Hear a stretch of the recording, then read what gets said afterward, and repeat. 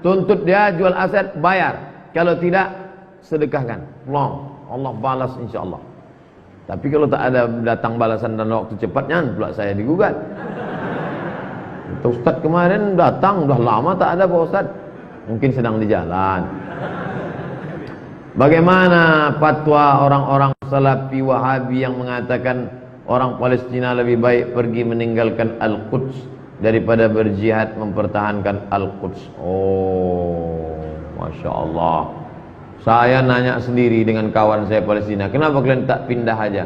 Kata dia, sampai tetes darah penghabisan. Ish kariman au mut syahidan. Mati hidup mulia atau mati syahid. Maka kata Syekh Ali Jum'ah ketika saya sedang di Mesir kemarin, di Masjid Sita Oktober, Syekh, apa yang bisa kami lakukan? Jenguk saudara-saudaramu di Palestina supaya Israel itu tahu bahwa umat Islam ini peduli. Maka makin ramai datang, mereka tahu, oh ternyata orang Islam. Nah, itu kata Syekh Ali Jum'ah. Bukan kita suruh dia pindah, udah pindah aja kalian. Pulau kami banyak di Riau, kami khususkan satu dah. Mari sini. Oh, jangan begitu. Kenapa Saudi mendukung kudeta Presiden Mursi dan membiayai untuk penghancuran Ikhwanul Muslimin? Kalau besar Ikhwan ini kan merebut kekuasaan. Kalau besar Ikhwan itu, maka tumbanglah itu Saudi. Makanya buku-bukunya dilarang beredar. Karena kalau dia besar, dulu pada zaman Raja Faisal, yang sekarang ini Raja Salman, menggantikan abangnya Raja Abdullah, menggantikan abangnya Raja Fahad, menggantikan abangnya Raja Khalid, menggantikan abangnya Raja Faisal, menggantikan abangnya Raja Su'ud, menggantikan ayahnya Raja King Abdul Aziz. Raja Faisal itu pro ke Ikhwan. Makanya orang-orang yang ditangkapi oleh Gamal Abdul Nasir lari ke Saudi. Itu maka banyak orang Ikhwan di Saudi. Tapi kemudian lama-lama mereka khawatir jadi ancaman. Karena Ikhwan ini kalau besar dia merebut kekuasaan. Maka mereka takut, ini kalau besar habis kami nanti, akan dibantai. Dibantai. Insya Allah nih banyak juga caci maki nanti. Tengok aja dah. Ustaz, saya seorang koki hotel. Apabila waktu sholat Jumat saya tak sholat karena teman yang lain sholat. Jadi saya disuruh bagian nunggu karena tak boleh kosong, bagian dari aturan. Carilah pekerjaan yang tidak menghalangi ibadah. Memangnya pekerjaan kita ini bisa menolong kita di hadapan Allah. Berapa lama? Makan. Hidup ini makan pakai. Hidup ini makan pakai. Rumah pakai, motor pakai, mobil pakai, makan pakai. Bukan banyak hidup nih. Sekuat-kuatnya orang makan paling banyak 3 kali sehari. Asal lebih daripada itu ususnya berlubang itu. Sebanyak-banyaknya pakai paling banyak 3 lapis. 1 lapis di dalam, 1 lapis di luar, jaket 1. Kalau sampai 4 lapis itu demam. Jadi janganlah dipeturut karena makan pakai. Carilah kerja lain yang bisa. Tak ada lain Pak Ustaz, inilah satu-satunya. Oke, darurat. Tapi janganlah tiap Jumat ganti-gantian. Jumat ini engkau jaga, aku yang sholat, ya. Jumat depan nanti kau sholat, aku yang jaga. Kalau sampai ditinggalkan 3 kali menyepelekan Jumat, man tarakal jum'ata thalatha marratin tahawunan. Siapa yang meninggalkan sholat Jumat 3 kali berturut-turut karena menyepelekan, taba'allahu ala qalbih, tertutup pintu hati, terkunci. Khatamallahu ala qulubihim. Salah satu menyebabkan hati terkunci, menyepelekan sholat Jumat. Apa beda zakat, sedekah, infak? Zakat wajib, sedekah tak wajib. Infak harta. Kalau sedekah tidak harta. Sedekah lebih umum. Zakat khusus. Infak lebih khusus. Wa anfiqu min thayyibati ma kasabtum. Infakkanlah hasil usahamu, harta, duit infak, semen infak, kipas infak, mikrofon infak, kamera infak. Tapi ada orang tak sanggup berinfak. Dia mau masuk surga juga. Allah Maha Adil. Kau tak sanggup infak? Enggak. Ku kasih kau peluang sedekah. Likulli sulama. Tiap-tiap tulang sendi ini sedekah. Pikulkan semen.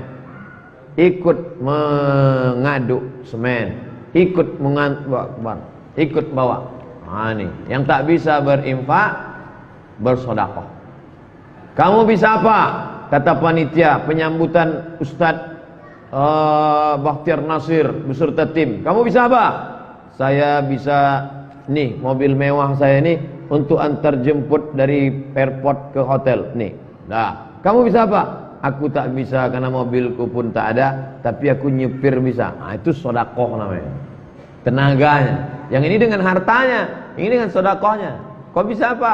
Aku sedekah tak bisa, nyetir pun tak bisa, tapi ngusuk bisa, mijat. Nah, pijat. Likulli sulama, setiap tulang sendi sedekah. Nah, ini apa yang bisa kita buat? La taqiranna minal ma'rufi syai'a. Jangan sepelekan perbuatan baik walaupun nampaknya kecil. Memberikan santunan pada anak yatim apakah termasuk zakat Pak Ustaz? Sedekah. Santunan pada anak yatim itu bisa infak, bisa sedekah. Orang yang menolong anak yatim, mencucikan baju anak yatim, nah itu terhitung dalam sedekah. Mengasih makanannya, infak. Bisa tak zakat kami kasih sama anak yatim? Bisa kalau dia kategori fakir atau miskin. Fakir tak ada income sama sekali. Ayahnya meninggal, tak meninggalkan kebun usaha, memang tak ada sama sekali. Maka dia dan emaknya itu bisa masuk dalam fakir. Innama shadaqatu lil fuqara wal masakin. Kau ada income? Saya ada income Pak. Apa kerja? Jual koran, loper. Kemudian saya semir-semir. Kemudian ikut pula cuci mobil, door semir. Berapa dapat? 300.000. Berarti dia masuk miskin. Bisa dapat zakat. Tapi menurut saya sebaiknya lebih baik dia dikasih sedekah saja, kasih infak saja. Adapun zakat kasihkan ke fakir miskin. Jangan sampai tak merata. Bagaimana cara ngapal Quran? Kadang saya ingin hafal juga terjemahnya sekalian. Janganlah semua mau dikunyah. Bertahaplah. Bertahap dulu. Baru lahir minum susu dulu. Sesudah itu makan bubur. Setelah itu makan pisang. Habis itu barulah rendang jengkol. Jangan begitu lahir mau semua pula mau di. Walaupun semangat belajar ini luar biasa. Ngapal dulu. Habis itu pahami kosakatanya baik. Tajwid dulu. Tuh apa hafal tajwid tak betul? Salah baca. Liburan sekolah kali ini saya rencana ngambil program tahfiz Quran. 1 pekan 5 juz di Kuningan, Jawa Barat. Niat saya agar saya bisa memberikan mahkota kepada orang tua, agar bisa bertawassul dengan hafalan saya, agar Allah memudahkan segala urusan saya. Mantap anak-anak sekarang. Betuah ibu punya anak macam ini. Apakah niat saya ini betul Pak Ustaz? Betul. Saya takut niat saya melenceng, tak membelok pun tidak. Sekalian mohon doanya Pak Ustaz. Mudah-mudahan anak cucu kita macam ini, insyaallah. Dia ingin orang tuanya dapat mahkota tajum minan nur. Yang ibu-ibu, bapak yang anaknya hafal Quran, di akhirat nanti dapat mahkota dari nur, dari cahaya. Tak dapat mahkota dari cahaya, mahkota dari Masjid An-Nur pun jadilah. Yang mau saya tanya, bagaimana sikap kita kepada orang tua tiri, entah itu ibu atau bapak tiri? Apakah jika berselisih dengan orang tua tiri kita termasuk anak yang durhaka? Bisakah kita disebut anak durhaka kepada orang tua tiri? Ya. Setelah ibu kita meninggal, dialah yang merawat ayah kita itu. Setelah ayah kita tak ada, dialah tempat berbagi suka duka keluarga. Maka selama dia dalam koridor Quran dan Sunnah, baik dia adalah orang tua kita. Ada yang tak cocok, tabayun, klarifikasi. Sedangkan orang lain lagi kita tak boleh cakap kasar, apalagi dia yang sudah menjadi bagian dari keluarga. Dulu saya sering menggibah orang Pak Ustaz. Bagaimana saya menebus kesalahan jika orang yang saya gibah sudah tak tahu atau lupa? Banyak-banyak istighfar, sambung silaturahim. Tak perlu antum ceritakan. Mohon maaf ya, dulu aku sebelum hijrah ni banyak betul ngejek-ngejek, tak usah. Salam aja. Dah. Yang perlu dibalikkan itu kalau terkait materi, duit, itu perlu. Sempadan tanah pernah tergeser 5 cm, ya balikkan balik. Adapun masalah cerita aib dia, sambung silaturahim, ukhuwah Islamiyah, hubungan baik, cukup. Doakan Ustadz, semoga saya dan kita semua hadir nih pribadi yang lebih baik, amin. Doa juga Ustadz ingin menikah di tahun 2018, mohon doanya agar dipermudah. Bulannya harus jelas juga. 2018 panjang tuh. Ya kalau di awal, kok di ujung? Pak Ustadz, hukum bekerja di bank konvensional riba. Bagaimana dengan pegawai yang bekerja di bank negara yang dikelola BUMN?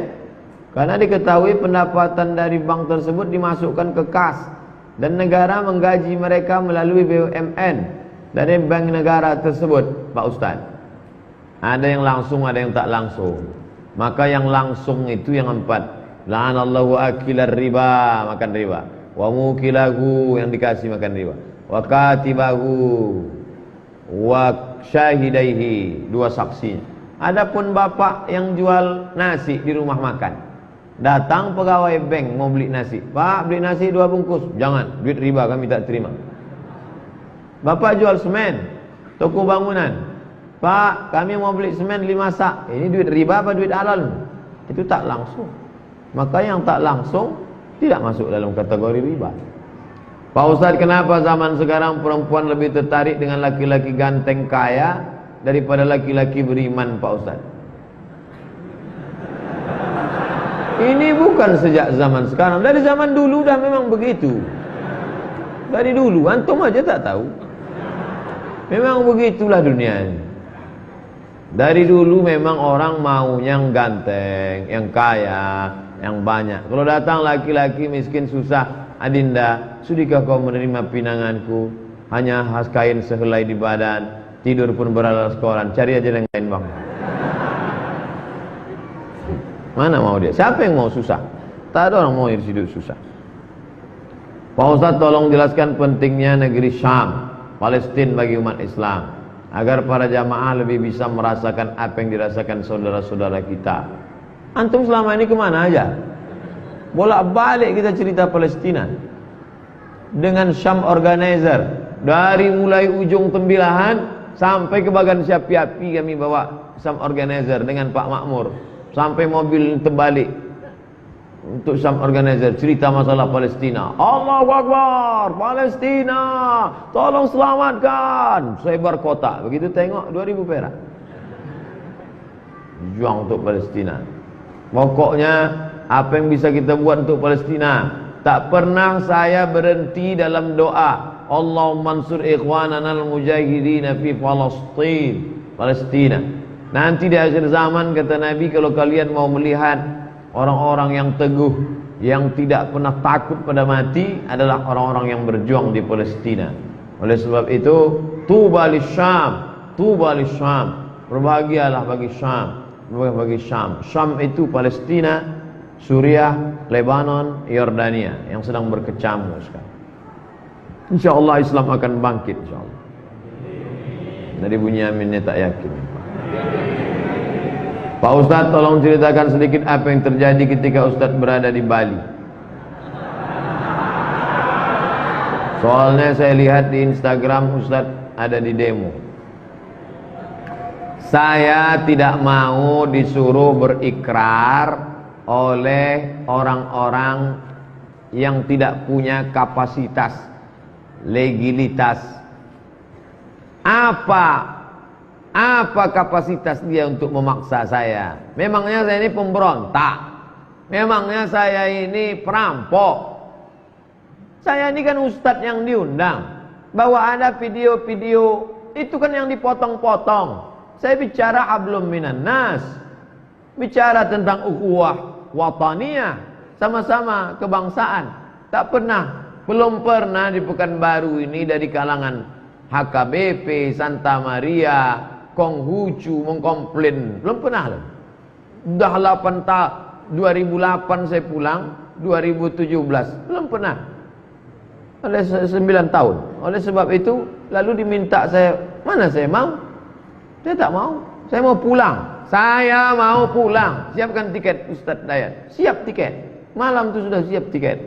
Tapi ternyata di Masjid An-Nur juga namanya, 5.000 orang sudah siap. Ini Ustadz Somad, kalau turun yang 5.000, ini habis ini yang dikeliling hotel nih, rata ini semua, bersimbah darah. Dan kalau sudah terjadi ini, maka akan mengamuk pula yang lebih besar. Kalau ini habis ini semua. Maka Ustadz, oleh sebab itu, iyalah menyanyikan Indonesia Raya. Menyanyikan Indonesia Raya. Saya SD dulu memang itu kerja saya. Indonesia Raya merdeka, itu kerja saya. Bukan saya nih pemberontak. Ini orang tak paham. Masalah mencium bendera.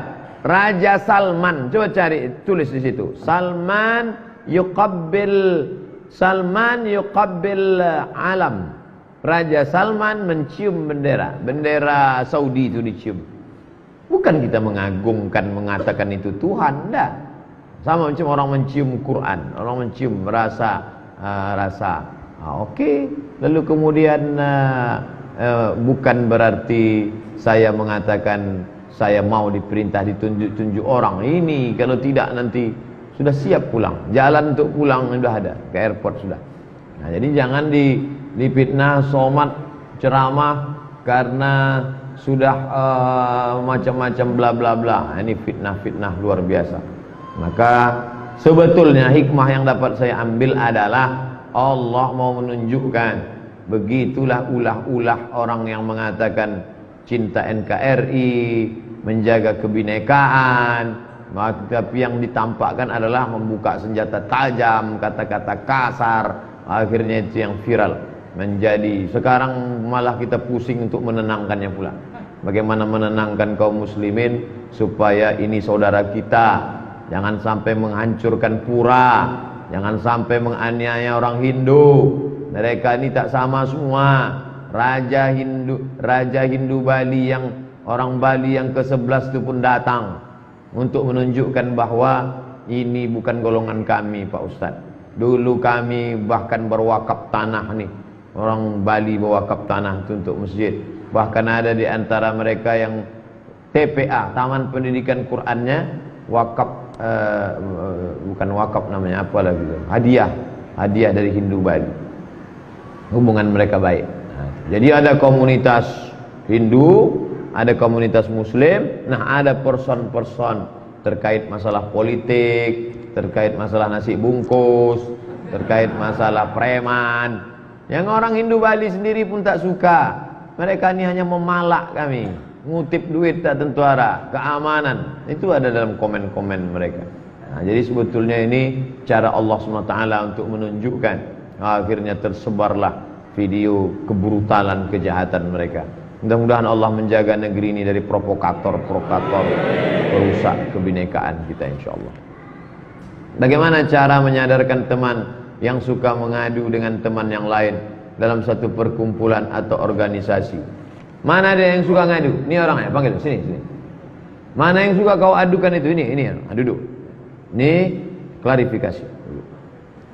Tabayyun namanya. In ja'akum fasiqun binaba'in fatabayyanu. Ormas-ormas, lembaga-lembaga, partai-partai di zaman teknologi canggih, bisa telekonferen, bisa WhatsApp, bisa Twitter, bisa BBM, bisa datang ruang banyak. Kenapa mesti suka isu? Duduk, kenapa? Duduk sama. Kamu tak senang sama saya, kenapa? Karena video Ustadz yang kemarin bla bla. Bisa saya jelaskan semua. Semua pembicaraan saya ini bisa saya jelaskan, insyaallah. Yang tak bisa saya jelaskan bagaimana saya tidur, itu tak bisa saya jelaskan. Semua yang saya lakukan dalam keadaan sadar, itu bisa saya jelaskan. Apa alasannya? Ini ceramah tanggal sekian, kenapa ini yang disampaikan? Oh, ini alasannya. Ini kenapa Ustadz sombong sekali? Ini alasannya. Ada semua. Tapi klarifikasi. Jangan main fitnah-fitnah. Jangan gagal paham. Ini manusia ini sekarang terbagi dua. Yang pertama, gagal paham. Yang kedua, cari makannya dari gagal paham. Memang sengaja dia gagal paham, karena makannya dari situ. Ini bahaya. Gagal paham saya Pak Ustaz. Memang susah kita memahami orang-orang begini. Itulah yang dapat saya sampaikan malam ini. Mudah-mudahan kita mendapatkan kebaikan. Ala hadhihi niyyah al-Fatihah. A'udzubillahi minasyaitonir rajim. Bismillahirrahmanirrahim. Alhamdulillahi rabbil alamin arrahmanir rahim. Malik yaumiddin iyyaka na'budu wa iyyaka nasta'in. Ihdinas siratal mustaqim siratal ladzina an'amta 'alaihim ghairil maghdubi 'alaihim waladdallin. Amin. Allahumma ij'al hadzal balada baladan aminan mutmainnah. Jadikan negeri ini negeri yang aman dan tentram ya Allah. Ya'tiha rizquha min kulli makan. Melimpah ruah rezeki dari berbagai macam penjuru ya Allah. Allahumma rzuqna imaman adila. Berikan kepada kami pemimpin yang adil ya Allah. La tusallit alaina man la yakhafuka wa la yarhamuna. Jangan kau berikan kuasa pada orang yang tak sayang pada kami dan tak takut kepadamu ya Allah. Allahumma ja'alil Qur'ana rabi'a qulubina. Jadikan Quran sebagai penenang hati kami. Wa dhihaba huznina wa humumina wa humumina. Jadikan Quran sebagai pengusir gundah gulana dan kesedihan kami ya Allah. Allahumma ja'al abna'ana min huffazil Qur'an wa hamalatih. Jadikan anak-anak kami sebagai penghafal Quran dan pembawa panji-panji Al-Quran ya Allah. Rabbana ighfir lana dzunubana, ampunkan dosa kami, wa li abaina, ayah kami, wa ummahatina, ibunda kami, wa azwajina, pasangan hidup kami, wa dzurriyyatina, anak keturunan kami, wa liman hadarana, semua yang hadir di majelis ini pulang dalam keadaan bersih dari silap salah dosa. Ya muqallibal qulub, wahai engkau yang membolak-balikkan hati, iftah quluba ashabina, bukakan pintu hati kawan-kawan kami yang belum juga mau membayarkan hutang supaya dia mau membayarkannya segera ya Allah. Allahumma aftah abwabar rizqi wa abwabal barakah wa abwaban ni'mah wa abwabar rahmah. Bukakan pintu rezekinya, buka pintu keberkahan, pintu nikmat, pintu kebaikan ya Allah. Allahumma in kana rizquna fis sama'i fanzilhu. Kalau rezeki kami itu di langit, bukakan, turunkan ya Allah. Wa in kana fil ardi fa akhrijhu. Kalau rezeki itu di dalam tanah, keluarkan ya Allah. Wa in kana ba'idan faqarribhu. Kalau rezeki itu jauh, maka dekatkan ya Allah. Allahumma barik lana fi arzaqina. Berikan berkah pada rezeki kami ya Allah. Allahumma rzuqna ziyarata baitikal atiq. Berikan kami rezeki yang halal supaya kami bisa ke Baitullah. Allahumma rzuqna ziyarata qabri nabiyika Muhammadin sallallahu alaihi wasallam. Berikan kami rezeki supaya kami bisa berkunjung ke makam Nabi Muhammad sallallahu alaihi wasallam. Allahumma dafa'na al-ghala wal waba' wal fahsya' wal riba. Jauhkan kami dari malapetaka, bencana, riba, zina, narkoba, perbuatan keji dan mungkar. Allahumma alif baina qulubina, satukan hati kami. Kama alafta baina qulubi anbiya'ik, sebagaimana satunya hati para nabi dan rasul ya Allah. Allahumma faqihna fid din wa 'allimna ta'wil. Fahamkan kami agama, ajarkan kami ta'wil, pemahaman agama yang benar. Warzuqna fahmal mursalin. Berikan kami pemahaman seperti para nabi yang sudah kau berikan pemahaman yang benar ya Allah. Rabbana atina fid dunya hasanah wa fil akhirati hasanah wa qina adzabannar. Wa sallallahu ala sayyidina wa maulana Muhammad wa ala alihi wa sahbihi wasallam. Walhamdulillahi rabbil alamin. Taqabbalallahu minkum minna wa minkum taqabbal ya karim. Like a Hellcat.